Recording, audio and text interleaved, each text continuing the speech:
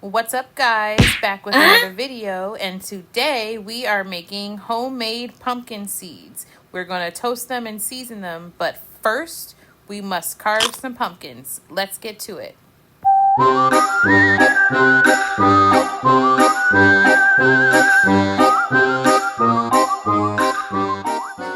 Now, before the cooking begins, you get to play around with your food.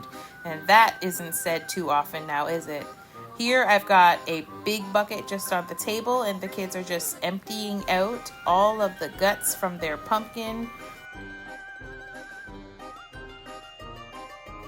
Now, it is important to make sure that the pumpkins are cleaned out completely, because when you put the candles inside of your jack-o'-lanterns, you do not want them to catch fire. So the more cored out the pumpkin, the better chances are that you will not have a problem. Once that's done, you're going to rinse all of the pumpkin off of the seeds, and if there's a little bit left of flesh, that's fine. Don't worry yourself about that. Just want them cleaned about this much. Don't worry about the rest. And I'm going to leave them on a towel here to dry overnight.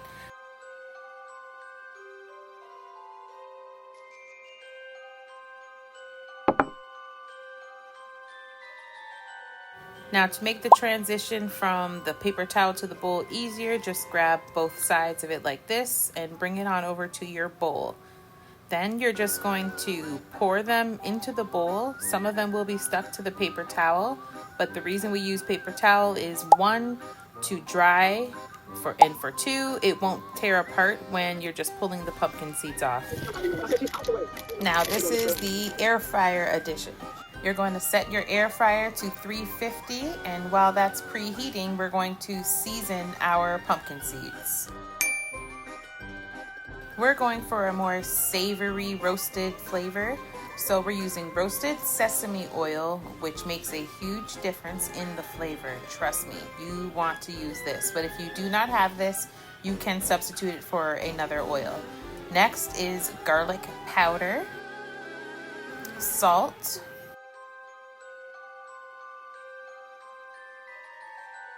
and smoked paprika. Now, if you do not know, this is a random fact, but smoked paprika is really just dehydrated red peppers. Did you know that? Let me know in the comments if you knew that. Okay, so now we're going to mix these ingredients very well. You want every part of that pumpkin seed nicely coated. And then we're going to pop them in the air fryer.